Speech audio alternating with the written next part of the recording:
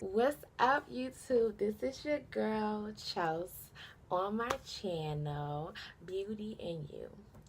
I swear, every time I do it, it sounds so whack. I'm trying to get to this YouTube thing, like how I'm supposed to be saying it or whatever. But, so yeah. Hey, y'all. Uh, Today, I actually wanted to switch my videos. The first video I posted, um, it was a little, it wasn't whack. It was nice. It was a little bootleg. That's why I'm trying to get my lighting in, natural lights. It was a little bootleg, but my cousin, she gave me some advice on what I should do different. So I think in order for somebody to understand me completely and where I may be coming from, they will have to know my story. So this video is going to be my story, basically my testimony. Of where I was, where I am now. Let me put my glasses on because I can't see anything. Like, can y'all see? Okay, y'all can see me. I don't have any makeup on because I ran out of makeup. Like, that's devastating to me. Ooh, and I can't see. These glasses are blurry. Sorry. But anyways, so yeah, this is basically like my testimony of where I was, like how I started my childhood, not everything because, you know, my pastor always say don't tell all of your business, but the good chunks, the good chunks, the bad chunks, everything in between, that you would need to know. Um, Also, if you don't know, go check out my Facebook. It is called Beauty and You. Um, capital BE, capital YOU. And go check out my Twitter. It's BE_AUTYNU.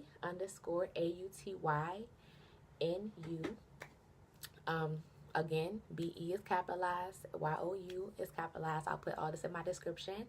And also, I have, what I say, Twitter, Facebook. I have an Instagram also. So that's the same thing. That's going to be Beauty and You, just by itself. So check me out. Check me out. I have different things out there, different scriptures, different funny, basically just posts. Um, I have people who, I post as for videos, sermons, just things to keep you like your mind going. Um, and just if you're having a bad day, hey, check my page out. So, anyways, hopefully I can encourage you. Uh, okay. Anyways, so I'm gonna get into the video. All right, you guys. So this is my story. I actually wanted to have some playback music or whatever in the background, because it probably will get emotional. Maybe for you, I don't really show too much emotion. Uh, so, but anyways, so basically, I have been a victim of, and I hate using the word victim. Um, I hate that. I feel like that's kind of, it has a bad connotation to it. Just the word itself, victim. I'd rather not say victim. I was chosen to be in a certain situation at a certain time that may not have benefited me because of my choices in life, but I was there and I'm conquering them. So I was chosen to be in a certain situation throughout my life with different things. Um, I have experienced mental, physical. That's, I guess you could say physical, yeah. Mm, Not really physical, to be honest. Maybe more so just mental, emotional, and sexual abuse. That's what my life has basically entailed. Um, Ever since I was little, when I was probably like in the, probably started when I was in like the third grade, maybe third or second grade. Um, I was molested by one of my cousins. Um, I had no idea what was going on, actually. No idea. Um, it kind of triggered off this, just me being extra sexual, thinking of different things at a very, very young age. I was unfortunately uh, gravitated towards pornography. Uh, you know, I became addicted to that at a very young age. I'm trying to figure out what was this feeling I was feeling within myself. What were these things that these people were doing? Um, just all of that involved. It was more so of an educational phase that I was addicted to because I didn't know what was going on. I didn't know how I felt. I didn't want to go and ask somebody because I was like 8, 9, you know, like that's pretty weird for a 9-year-old to be asking questions like that. So it kind of progressed throughout the years. I tended to be more of an openly sexual female at a very young age. I talked to older guys that only added on to my knowledge. To me, I was soaking everything in. I thought it was something normal. I thought it was something that happened, that would have happened, that I tended to just grasp earlier in the stages of my life. I just became very interested in those type of things. And it just grew from there. I was just very interested in just the whole concept of sex. It wasn't what it could do for me or how it felt. It was the concept of it. And even now, it kind of makes me like ponder on, wow, like at a very young age, I wasn't even concerned about how it made me feel or where can I touch next. It was more so the concept of it. Why was this? Why was that? Because I was raised, sorry, I have a habit of touching my hair when I'm nervous. I was raised in the church. My mom always went to church. When I was little, she took me to church. I did know about God. That wasn't a factor that wasn't important in my life, or in some people's lives that has been put in situations that was unfortunate for them. So I knew God, and I respected him to the utmost ability that I knew of what I did know, because I feel like things that you don't know, you're not going to be, you're going to have consequences for them, but it's going to be looked into as a benefit of the doubt type of situation as for God. But once you know, then you stick to it. Once you know what you're doing is wrong, that's when you need to stop. So, so anyways, basically, just from that start in my life being so early and seeing the examples of the relationships around me triggered into abuse. It's this quote, hold on, let me get it, because I'm taking a psychology class and I love it.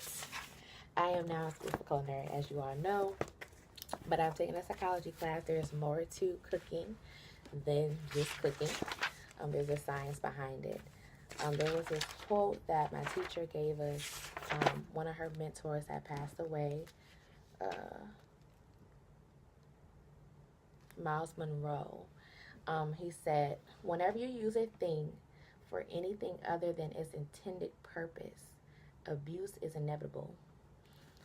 So meaning, I'll give a simple example. If you have a chair, you're not going to use a chair to stir a pot, a stew. That's not its intended use. It's not its purpose. You're going to use a chair to sit in it. That's what we have chairs for. I'm sitting in a chair right now. I'm sitting because I want to be comfortable.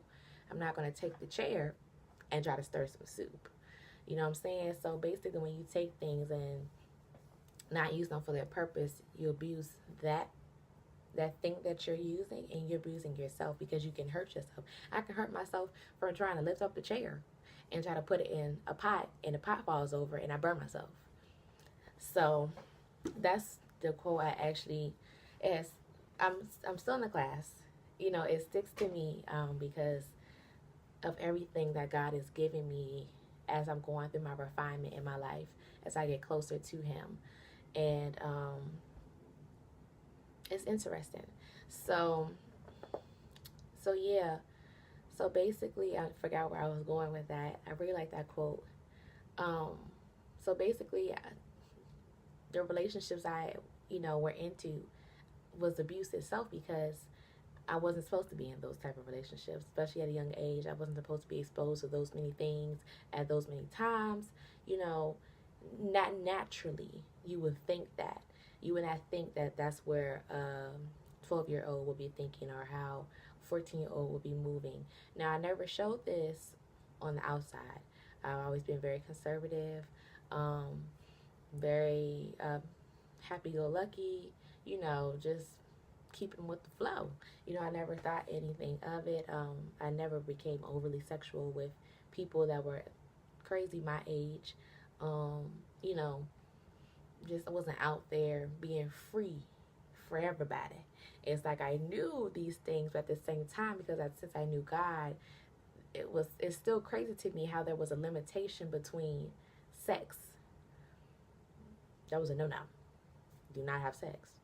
That was period. Like, we don't have sex. So although I may have been creatively sexual in my mind and with the people I were associating with at that time or whatever, I knew that was not where I wanted to go. I thought if I laid down with anybody, God was going to come down and strike me down. And it's crazy. It's like, well, how were you so sexual? And how did you know so many things but didn't want to experience sex? Like I said, I was more so interested in the concept of what it was. I didn't care about laying down and doing it because I knew it wasn't something that I was supposed to be doing. So it's crazy that God still had that mentality set in me to not take that extra step. Because no telling what in the world, Lord, no telling what in the world, like where I could have been, who I could have been with, what I could have had if I even would have took that extra step at such a young age. Like, no telling. Like, and I thank God that He still had mercy and that He still has safety and secure my body and my mind and myself is to what He did, so I can still be the person I am today, be right here talking to you all about my story and my overcomings. So yeah, I've seen my father, not to put nobody out, I love both my parents. I seen my father where he had woman to woman to woman. He had this one prominent woman that he continued to speak with, talk to, date, so and so, but it was like a revolving door.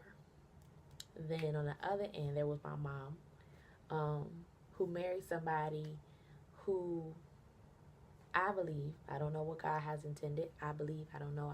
I'm still speaking with God on this behalf. Was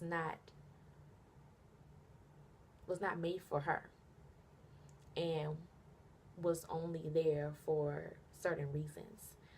So I saw that. This is what I believe. Like I said, I don't know what God has in store for her and her husband. It's not my will, it's God's will, period.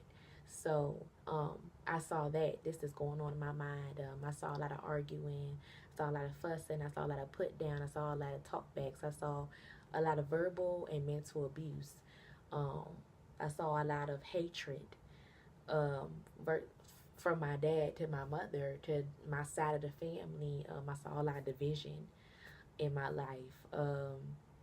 It kind of just trickled down. It trickled down, not as much as I thought it was, to be honest, because I was always like I said, happy-go-lucky person, as I thought I was. Really, now, as I realize, and that I have realized since my counseling at Morgan State, the old school, was that I was just being this vessel that people wanted me to be. I was being a puppet. I was going and catering to different things that people wanted to cater to. For how they perceived me to be. That's how I showed myself to be, because that's what I thought. I thought that's how I was supposed to act unconsciously. Because if I knew that, the type of person that I am, I would have nipped that in the bud. But I didn't. So I became depressed. I became depressed. I didn't know that I was depressed until probably like my 12th grade, 11th grade year of high school. I probably came more so depressed after my second boyfriend. Um, that was probably in 10th or 11th grade. He had left. It was a big thing, you know. He left and went back to North Carolina. There was division in my family, division in my heart. Just a lot of stuff going on. And honestly, I feel like I started to act out on it. And I put myself in situations with people who did not have the best interests for me. Later on, I went to college. You see this pattern, right? Okay. It's a track that we need to cut. We need to cut those type of tracks. We need to nip those in the bud. We need to break those chains. We need to take those loads. We need to bury them down and burn it. Because we are only destroying ourselves. We are only destroying ourselves. And then it's awful. But anyways, so I went to college. I went to Morgan State. And still depressed. Still upset. Just got out of an abusive relationship verbally. He verbally abused me. Always called me names. Always had something bad, negative to say about my family. Love me though. You know, that's not love. That's not love. That's not love. I thought that was love. That's not love. I thought the friction, that was love. I thought that was, oh yes, you know, we get into fights and then we do this and this and that afterwards. It's amazing. That's not love. Do not ever think that's love, because it's not. You need to get out of relationships that are taking pieces of yourself. You're giving so much and they're not reciprocating. They're just there, and then they're hindering you from that, because they're giving you in things that are taking from your true self. They're hurting you. They're telling you names that stick with you, that you didn't know that stuck with you until someone else says that. And then you get angry. You get angry, you get mad, you get sad, you try to figure out where these feelings coming from. I'm going to get a little off. There was this guy in high school. Like I said, I was putting myself in situations. This guy in high school, he always called me crazy. He constantly called me crazy. He said he liked me, wanted to talk to me, wanted to be with me, but he always called me crazy. And I hated it. I hated it. He called me crazy like every day. Every chance he would get, he called me crazy. And I went off. I went off on him. I used when someone say I'm giving peace of my mind, I gave him my whole mind. And guess what?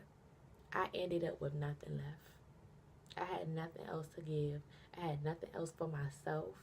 I had no pride in myself. My self-esteem went down the drain. Call me crazy. Now, guess what? I have problems with people calling me crazy. Men. Now, my girlfriends, we call each other crazy. So what? If a man calls me crazy, oh, I'm going off. Before, I'll go off. I would. Don't call me crazy. Now, I just let people know, like, I don't like that word.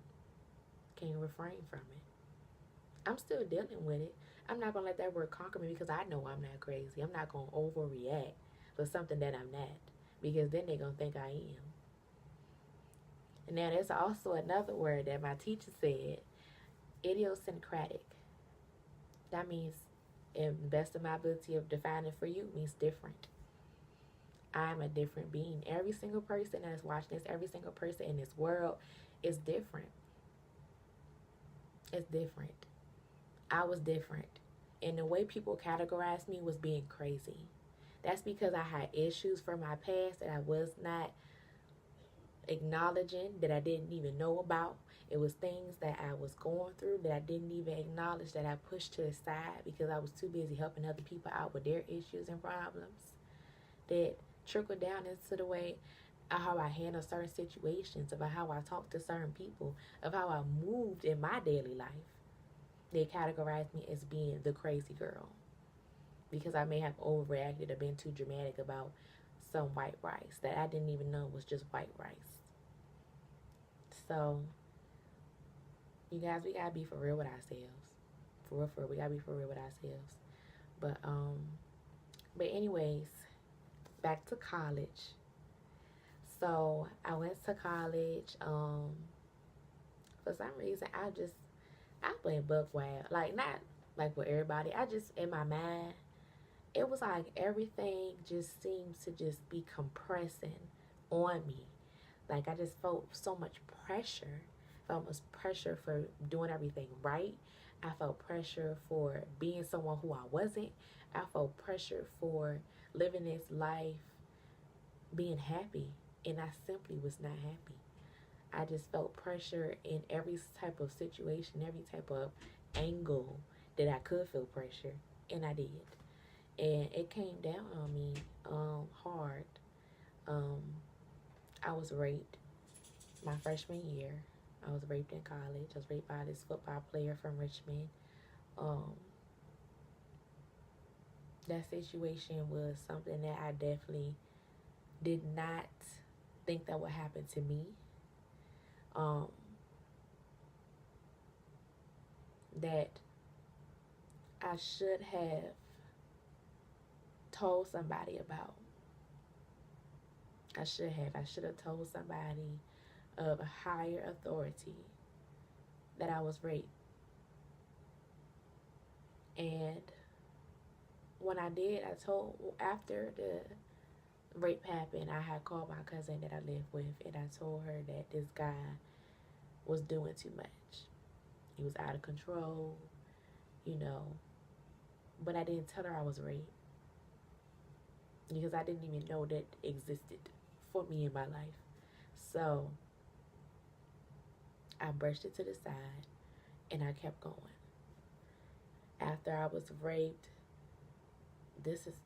I'm telling you, this is going up to a climax here. After I was raped, I was talking to this guy who I shouldn't have been talking to for years. For years, you guys, I'm talking to the wrong person.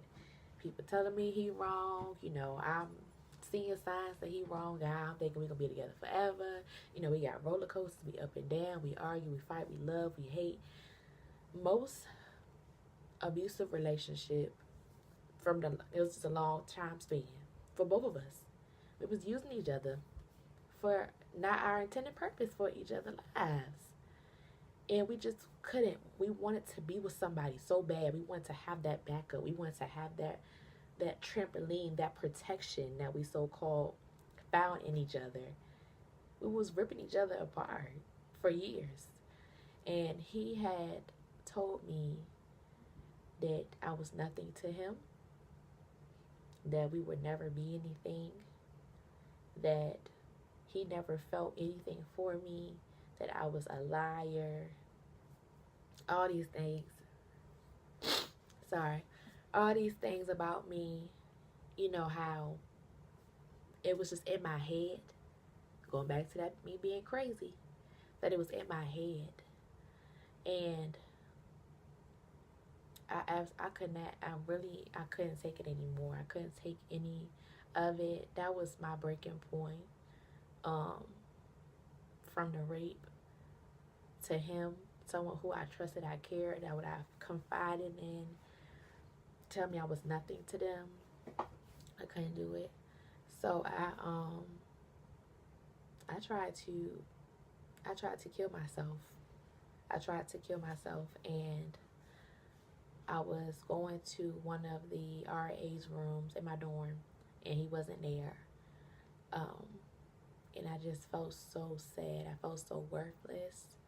I felt lonely. I felt disappointed in myself. So I tried to throw myself down the stairs. Um,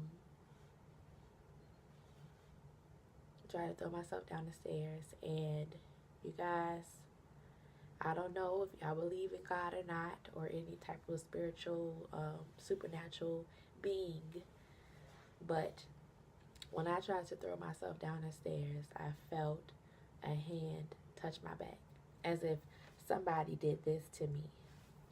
I felt someone, sorry, I felt someone do that. And God, He stopped me from falling. I went up to my room, laid in my bed, and I cried silently. I had a roommate. Silently, I cried to myself because I knew that something was wrong with me. Now, I always thought about it before when I was in school, but I never tried to do it because I love my life. It's weird. I love my life, but I was thinking about it because I was that sad. I would think about it every day. I would think about crashing a car.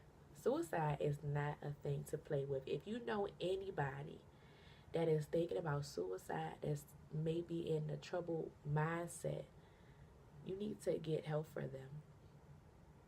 I'm going to go sidetrack again one more time. One of my closest friends from high school, his name is Chris. And I was gone to governor's school. This was at Radford. I did dance in school, so it was like an intensive dance program for the summer. I loved it. It was wonderful. But we was practicing for one of our rehearsals for the upcoming show for the end of the camp, and he had called me right after my rehearsal, and he said, he sounded very sad. I imagine I had just talked to him the day before. He sounded fine. He sounded very sad. He said, I'm thinking about killing myself. And that crushed me. That I was confused. I was very confused. I never would have been in a situation where someone has told me they was going to kill themselves. And I'm all the way in Radford, and he's in Richmond. Now, if anybody from Richmond, no, it's a distance. It's not far, but it's a distance. I can't get to him. And I didn't know what to do. So, thank God my mind was working. And I called him back again. He didn't answer. I called him back again. He didn't answer. So I called the police. And I told my mom to call the police and let them know. And then I told her as much information I could about him that I knew. I didn't know where he lived. And praise God, the police ended up contacting his mother, and she stopped him from what he was about to do. And at first, he was very angry with me. He didn't speak to me for a very long time. But I thank God that I did do it, because he did finally speak to me. Probably like the next year, we was in high school, and he thanked me. He thanked me for helping him, for not letting him take his life. So I take that stuff very seriously. Very seriously. I take suicide very seriously. Depression very seriously, because it's a thin line. People say it a lot, but it really is a thin line from going insane and having your sanity. It's a thin line. And I thank God. I feel like everybody should thank God every day for having a sound mind. Because there are people out there that I'm truly concerned for that have different type of conditions going on in their mind. And they feel like they don't have any help. They can't get any help. Those are just demons trying to control their mind, and we need to pray for them. But anyways, I just feel very strongly about that. So anyways, that happened to me. Basically, God saw me in my mess, and he was still there.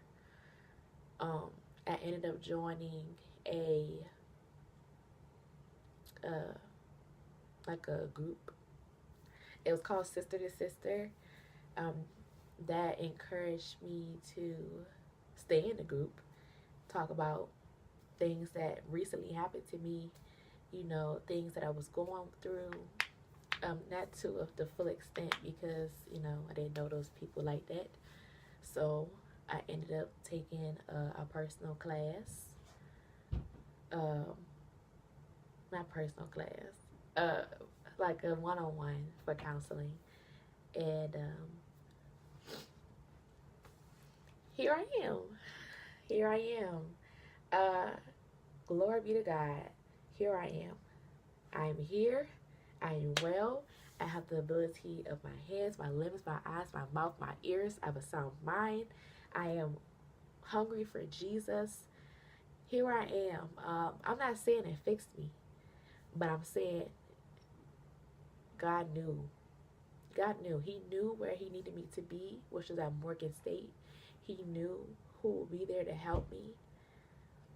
And he knew how much I would grow from that. And I did. I grew from that, you guys. I did. I grew from that. I grew from the talking. I grew from the family issues, the personal issues. I grew. I'm still growing. Don't be mistaken. I'm still growing. I'm in my refinement stages of my life as I get closer to God. I have received the Holy Spirit. I will talk about that on another episode. I am a new woman. I am a joyful woman. I feel with joy. Every single day I wake up, I thank God for waking me up in the morning. My day may not be filled with prosperous things. I'm in the search right now of a job. I am in search right now presently. If you don't have a job, please let me know. I'm in search for a job. I have not had a job in probably like 2-3 months. I am living off of faith. I am doing very well. I'm not saying I'm doing, you know, where I was before, but I'm doing very well. And I have no regrets. I have none. No regrets. I'm very thankful. I'm very thankful. And he continually is working with me every day. And I just wanted to share my testimony with you all because God is great. And he is a merciful God. That his grace and mercy continuously covers each and every single one of you all every single day. I hope you all realize that. I hope you all see from my testimony that I'm still here. You know, I may have not shared every single detail with you all, which is not needed. Because I feel like God has given me the words to speak what I needed to speak to the public. This is the first time ever I have talked about this, you know, besides to my friends that I have met at school, my 2 closest friends, we had intimate conversations like this. Thank God for them. Thank God for their friendship that we had, that we still have. You see, I'm trying to cover this pimple, right? Okay. But yes, I may have been a mess. I may not can get it right every single time, but I can best and believe I'm going to get it right the next time, okay? I'm going to get it right. I have so much faith in myself and in you that you're going to get it right. So, that's it. That is it. I did get a little emotional, but that's it. That's my testimony. That's my video for the day. I'm probably going to post, I didn't post my last one, my favorite scripture at the end of this. I hope the lighting is better. Hope I have more clothes on. Hope my hair is done. Okay. So yeah. Please subscribe. Please like. Please comment. And that's it. Peace, love, and happiness to every single one of you guys.